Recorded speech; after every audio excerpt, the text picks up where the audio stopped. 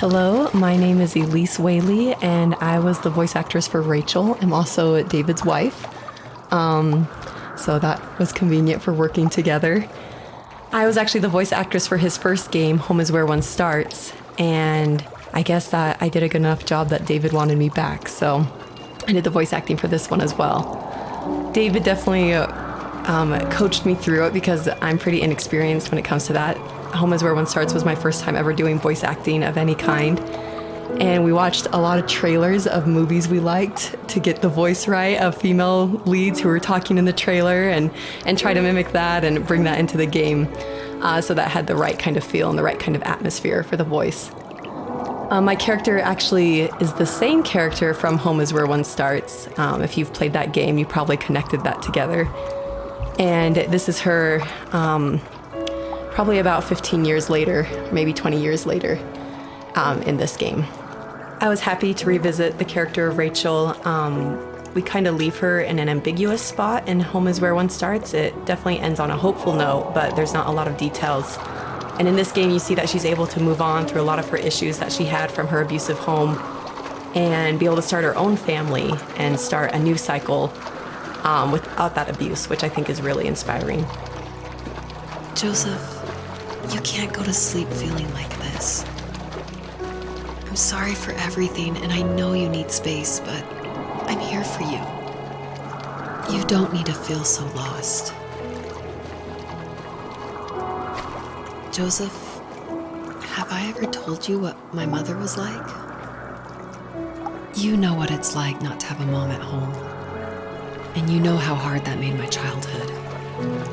What helped me was watching the birds in the morning before the school bus came. I thought that my mother was one of those birds, and it made me want to be free like her. My mom taught me how to fold origami cranes while she was in the hospital. So I told myself I would fold one every day until I could fly myself.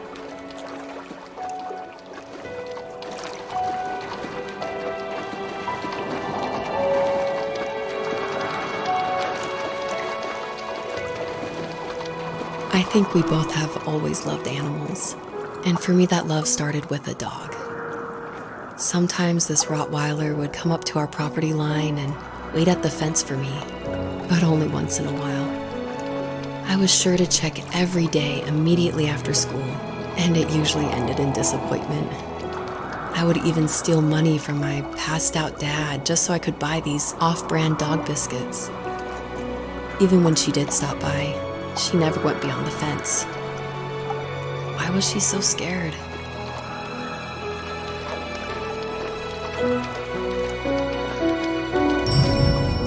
So it's always interesting working with your spouse because, especially on a creative project, because they want your feedback, but it's something that's also dear to their heart, and they're dear to your heart, and you definitely don't want to hurt their feelings. So I was a little nervous when David asked me, he had finally finished writing the script, and he asked me to go over it and see what I thought. And I had minored in English. I majored in art, but I minored in English, so I felt like I had a little bit of experience. But I was definitely like a little scared because you don't want to be too harsh, but you also want to be honest. And it was the biggest relief when I read the script, and I was like, oh, good. My husband's a good writer. I don't have to change that much about this, just a few like grammatical things. And that was just like the biggest relief for me because it can be a tricky balance working with your spouse and making sure that that honesty is there, but also that love and the support is there as well.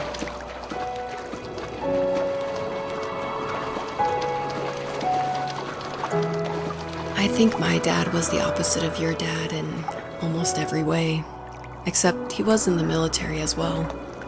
He coped with alcohol of every kind. The trailer started falling apart, he got angry, and I withdrew. More and more I became the weird, quiet kid who made lots of origami birds and carried dog biscuits around. I think we were pretty similar when it came to being the weird kids. And that same sincerity in college was one of the reasons I was so drawn to you.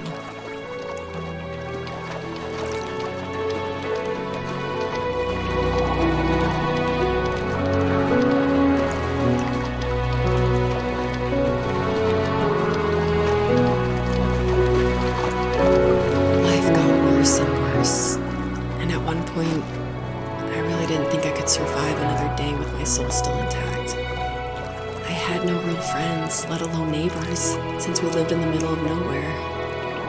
I should have talked to my teacher, but I was scared what he would do if he found out. As I waited for the school bus one morning, I walked around until I found something in an abandoned shed. Something I can't put into words. So we're talking about home is where one starts a lot. So if you haven't played that game, maybe this doesn't make as much sense, or maybe this is a little plug that you should go play it. But in that game, it actually features one of my artworks. I work as an artist and paper cutting, actually. And David used one of my artworks as a graffitied stencil in Home is Where One Starts that's against the wall of this shack. And it actually shows up again in the first tree, just a fragment of it.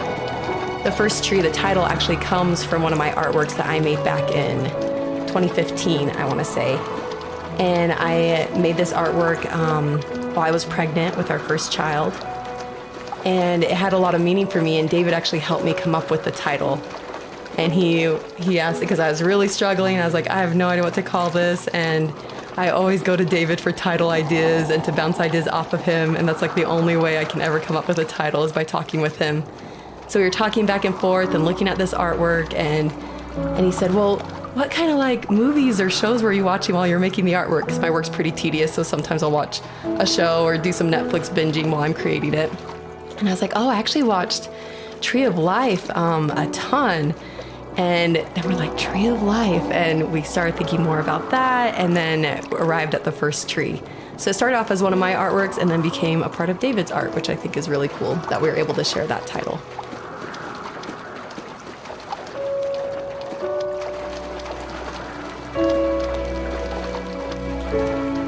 I summoned courage I didn't know I had, and I broke into my dad's room and found the key to the shed where he had locked my bike. I'll never forget that feeling of the wind rushing by my ears as the sun rose over fields of wheat. I was flying for the first time. I biked as far as my legs could take me until I found a house that felt friendly and that felt like home. Those strangers helped me in so many ways. And if it wasn't for them, I wouldn't have found my foster family. And if it wasn't for my parents, I wouldn't have met you.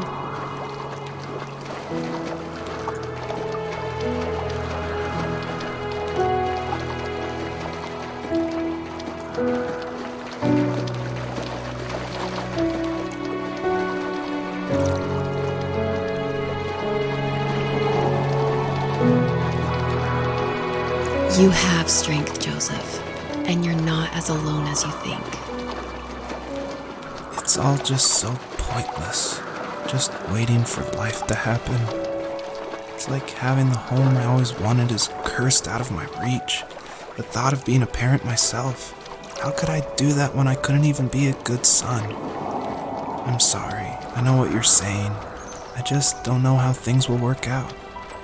These quiet hours will turn into years, and we'll wonder which roads passed us by. Then we'll forge a new road together. Besides, I discovered for myself that one fateful morning where any hopeful road leads to. There may be thorns and mist, but it always leads to the same thing.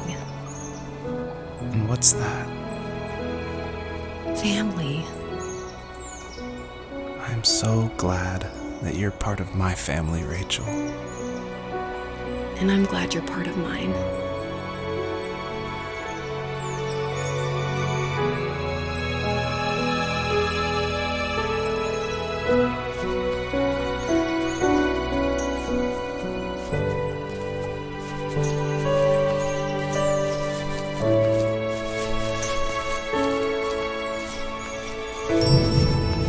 A question I get a lot is why a fox? And it ties into just how important family is for me. And Fox is actually a family name from my wife's side, from Elise. And she always heard about the legacy of the Fox family. And because of that, growing up, it was her favorite animal. She even made these 2 wooden foxes for our wedding cake toppers.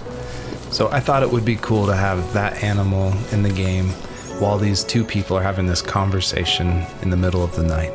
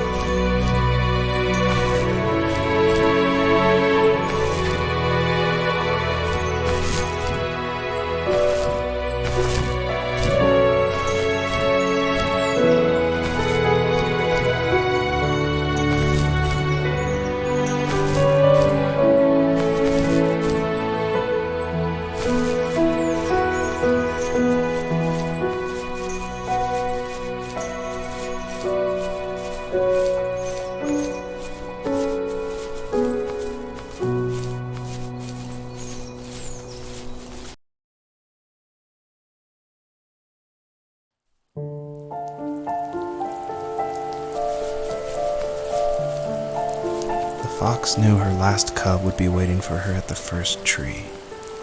She was almost there. The rain cascaded onto the jade valley where the entrance to the tree was. Life was protected there, because that's where life began.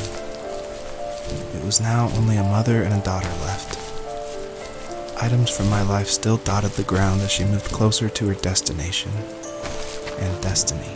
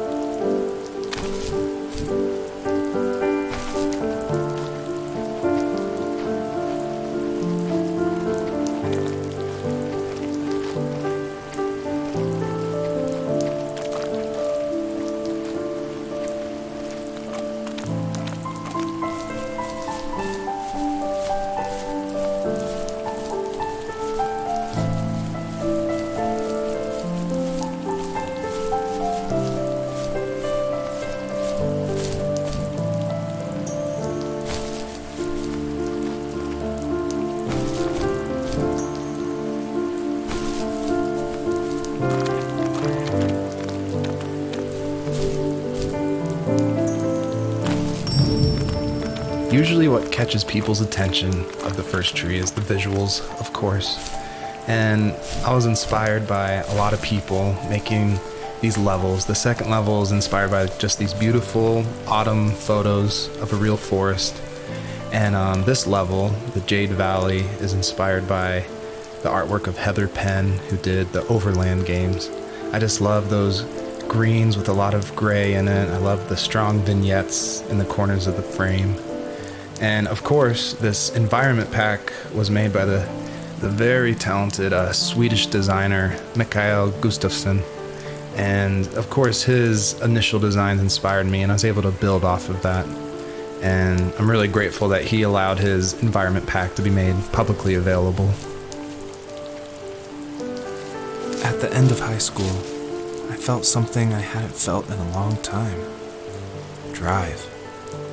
I looked into the best architecture schools on the West Coast, then got a dose of reality when looking at other students' portfolios and the high cost of tuition.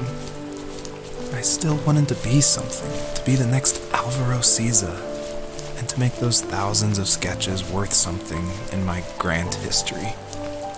But now even an internship sounds impossible. Siza helped me understand how essential emotion is in architecture, and he also said light is the real composer of space. I like to think these glints of light, like not finding a job or even a strange dream about a fox, are something I should be thankful for, even if the illuminated space is something I'm less than comfortable with.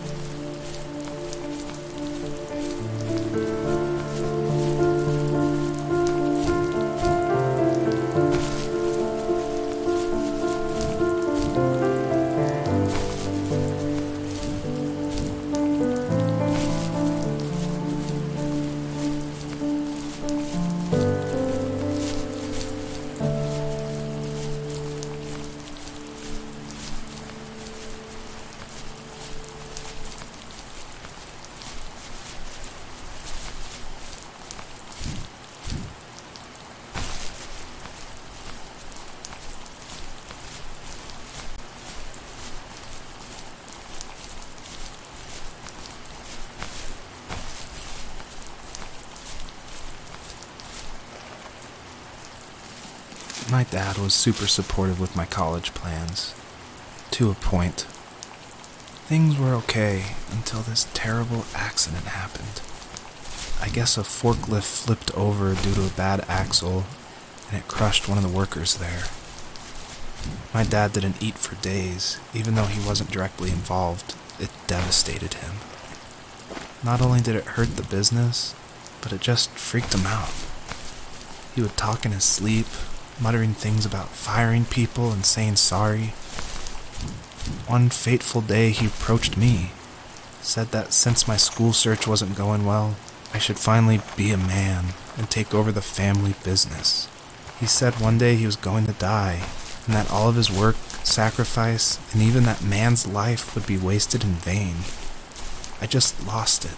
Teenage me just exploded at the thought. I screwed up. I said things I shouldn't have.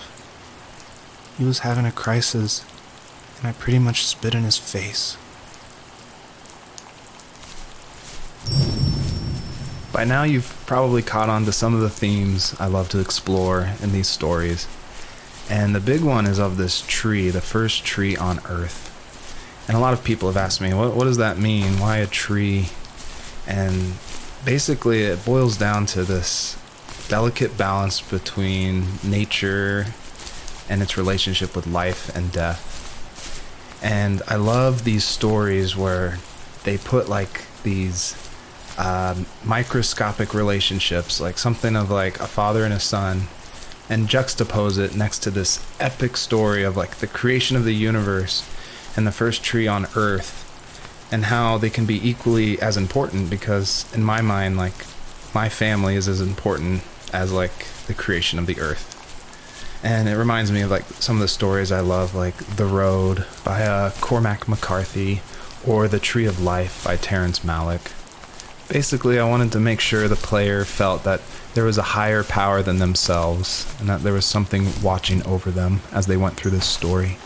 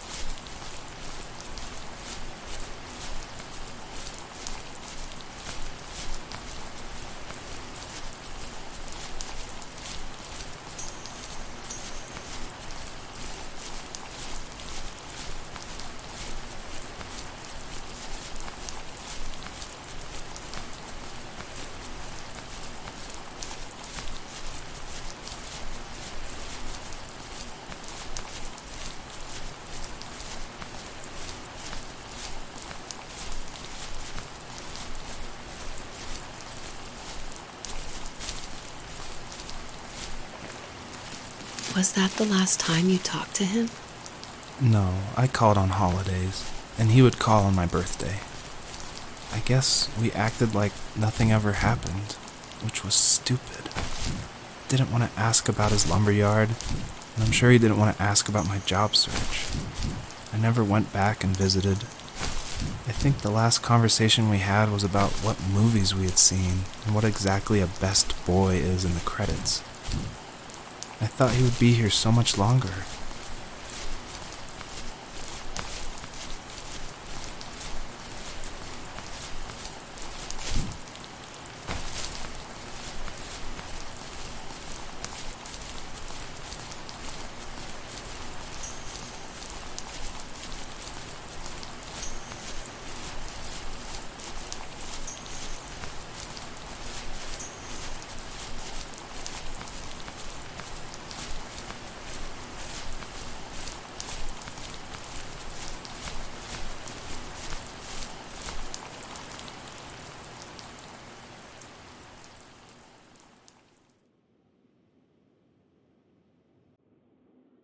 In the distance, the first tree illuminated the wasteland. She couldn't go home anymore. She did the only thing she was capable of: moving forward. My dad died alone in the middle of the wilderness. I should have been talking to him more. I should have done a lot of things differently. If the first tree on earth brought life with it, if it taught the birds to sing and fly and showed saplings how to grow, what could it do for us?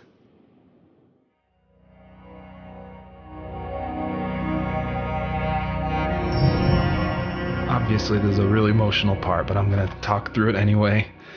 A lot of people correctly identify that journey was like a huge inspiration for the first tree. And this part, it is like a callback to that part where you're climbing up the mountain with your friend you don't know, and it just gets snowier and snowier, and you just keep going, and then eventually you collapse. And that part, that made a huge impact on me. And I don't even own a PlayStation 3 or 4. I rented a PlayStation from like a rent-a-center right after completing Home is Where One Starts, just because I'd heard so much about it. And everyone was right, it was a very impactful game, and it definitely inspired the first tree.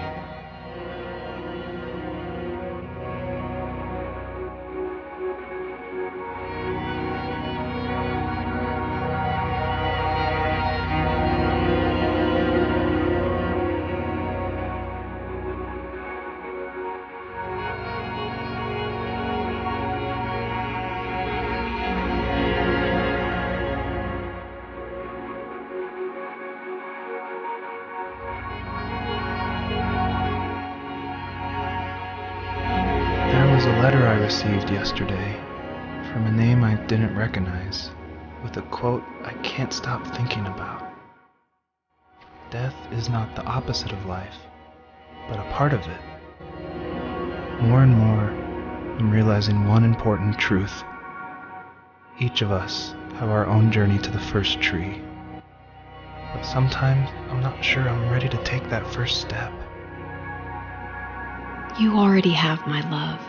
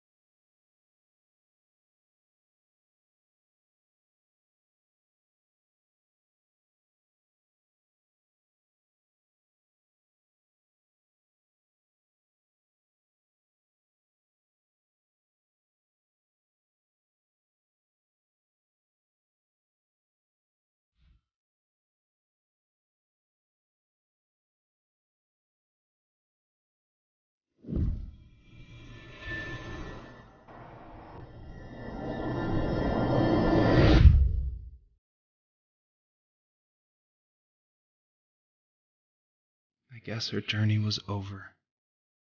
But I have no idea. It was only a dream. A distraction from tomorrow. I don't think dreams normally bring back to memory so many important feelings. Maybe it was just a dream, but it was also a gift. Yeah, I suppose. But tomorrow we're getting on a plane to the last place on Earth I want to be.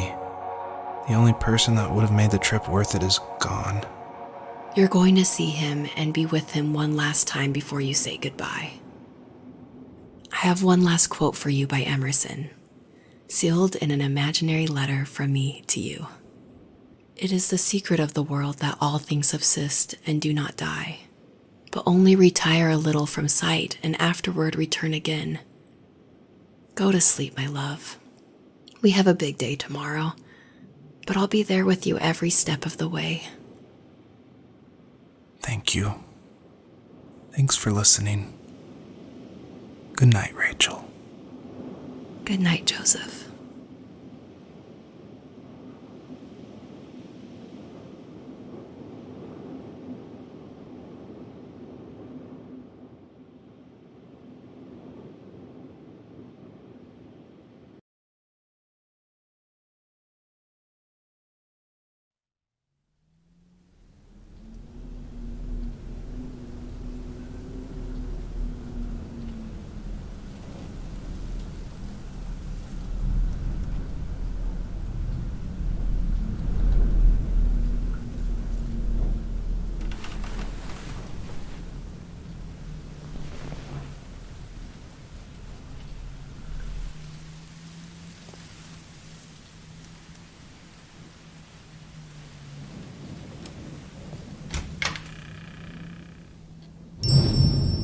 You're probably thinking, what is going on? And that was definitely my intention for this epilogue part of the first tree. This is my favorite part. This is the part I'm most proud of. And it definitely, it's supposed to evoke this, what is going on? Where am I? I was not expecting this. When I was marketing and blogging about making the game, I never showed anyone this part. I never told anyone. I never shared screenshots. I wanted it to be a complete surprise. And I also wanted it to feel a little creepy because it's totally inspired by those nights where you wake up in the middle of the night and you can just hear the sounds of the wind outside the house and you can't sleep. So you walk around in this twilight stupor. And I would say the whole first part of this game where you play as the fox, its whole purpose is to set up for this conclusion. So yeah, I would encourage you to look around and see how many things you recognize from the earlier part of the game.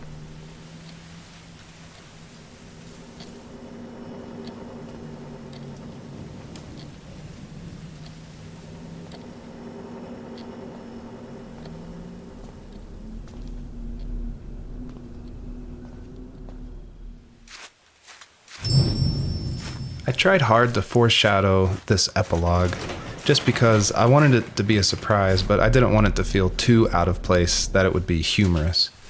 And so Joseph, earlier in the game, he would say things like, I felt like I was right behind the fox the whole time.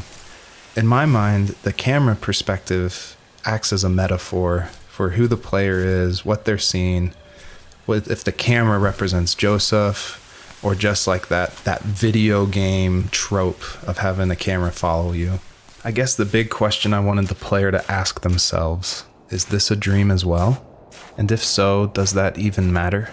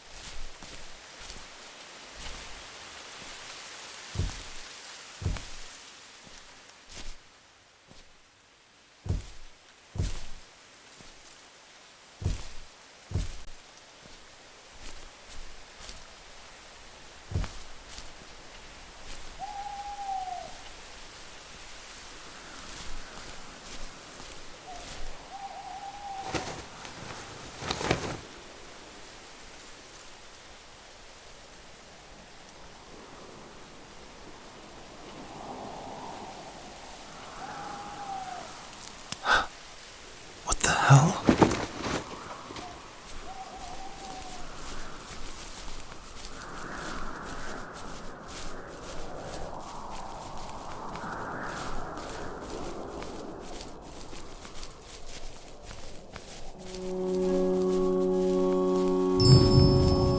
I purposefully fade out the crosshair in the middle of the screen because I wanted it to be a direct callback to the camera following the fox in the first 5 levels of the first tree. I wanted it to go for that gut reaction that this was very familiar, yet totally in a different world.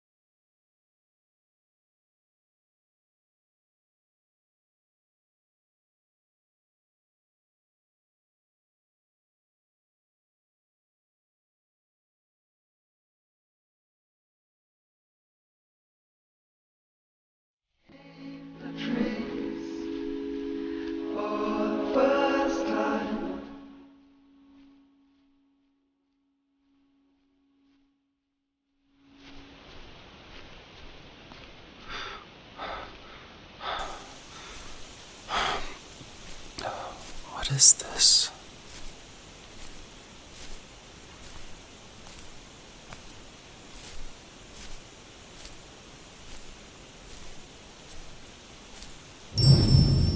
Thank you for making it to the end of my game, and I hope you enjoy the personalized message that is featured on the trunk of this tree.